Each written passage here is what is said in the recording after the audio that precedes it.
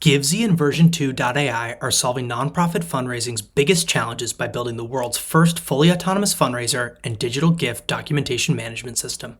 I am here with Emily Groccia, Givzey's VP of Customer Success, and she is also responsible for their AI product, Version2. So we're going to talk about what she's overseeing as it relates to how they're applying AI at Givzey, and some of the highlights for what they've built so far. Emily, thank you for having me into your home. Thanks so much. First and foremost, what is Version2? What are you all building when it comes to AI in this specific vertical? Sure. So Version2 is, in a word, the world's first fully autonomous fundraiser. We announced the development of it back in June of 2024, so not even a year ago. Very cool. What it does is it directly addresses the labor shortage that we see in nonprofit fundraising. And it does that by creating trusted digital labor that can be applied to donors who are not currently managed in portfolios. So back in September, we launched with our first cohort of 13 innovation partners.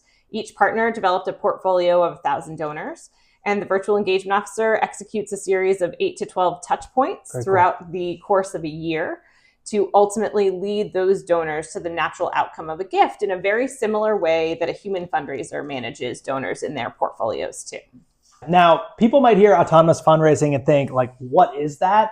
How is that impacting the donor experience? Yeah, sure. So most of the donors here that we're talking about are donors that lie just outside of a major gift portfolio. So in fundraising, maybe anywhere from 1%, 2% to 5% of donors to an organization are managed by a human gift officer. Makes sense. That means 95% of them are not, right? So there were people with the buildings named after them, right? Yes. Every organization would love to manage every individual donor in a one-to-one relationship. It's just not possible. There are not enough fundraisers out there. There's not enough budget out there, right, to have a human gift officer managing every single donor. And so what this does is it takes those donors who might hear from an organization a couple times a year with annual fund solicitations, direct marketing, maybe an automated stewardship, and it gives them a much more personal experience. Let's say you have 25,000 donors. Right. 5,000 of them are rated but unassigned just outside of those portfolios. Perfect audience for more individualized engagement, building pipeline. And that same thing applies if you have 1 million donors. So this is really one of those problems that exists if you're a tiny organization or if you're a huge organization. You still have that same ratio of fundraisers to donors issue. Certainly. And as you think about some of the highlights, like building this product and really this first kind of product, what has that been like? It's really been incredible. The response has been amazing. We're launching our 3rd cohort and working on a 4th upcoming as well. Genuinely don't have enough spaces for all the interest that we have right now. It's a good problem to have. Yes. And it's really just because this is something that, like I said, affects organizations of all sizes. The 25,000, the millions of donors, no matter what the size, really something that resonates as a problem that nonprofits are looking to address. Yeah, and certainly being inside the startup, obviously seeing the customer side of things, but what has it been like to build this? What are some of the product and performance and even growth highlights that you've seen thus far? So we publish a dashboard of autonomous fundraising twice a week. You can find it on our website, Version2.ai. And at the moment, the VEO's raised over $500,000 in gifts. Wow. It's executed over 3,000 engagements, so giving, two-way responses, and has 45,000 activities with donors. So serious scale. Yeah, far more than any one individual fundraiser could ever execute.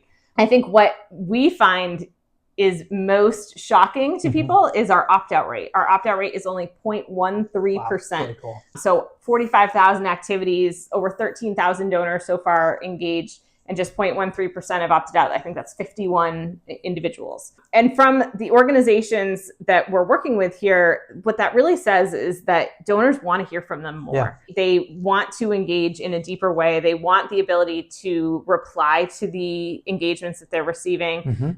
These donors otherwise are just in annual giving portfolios, right? So they're really open to that. What that really tells us is that donors really value that personal engagement. Definitely.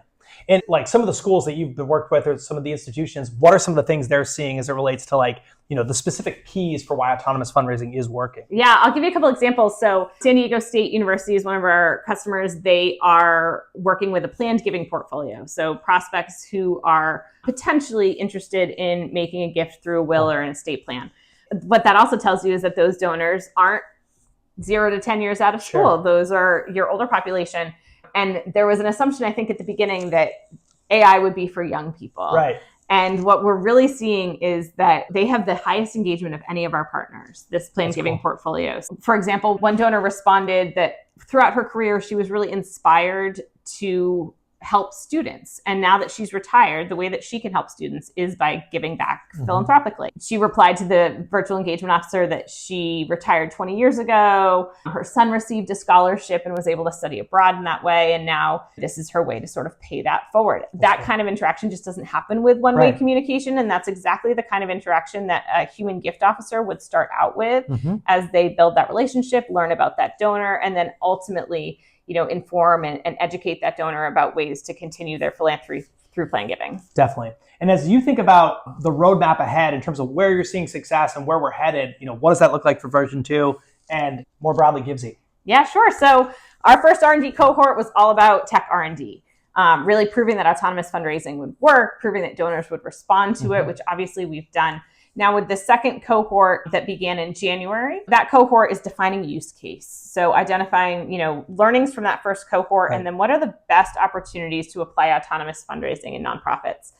Cohort 3 is accelerating that use case definition. And we're now into the planning of cohort 4, which is about the specificity of that digital labor.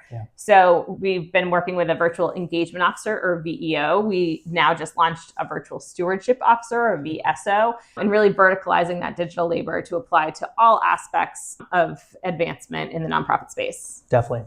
This is Emily from Givzey and version 2. This is Matt from MGMT Boston in a very exciting way to deploy AI into the enterprise and institutional giving. Thanks for joining us. Thank you so much.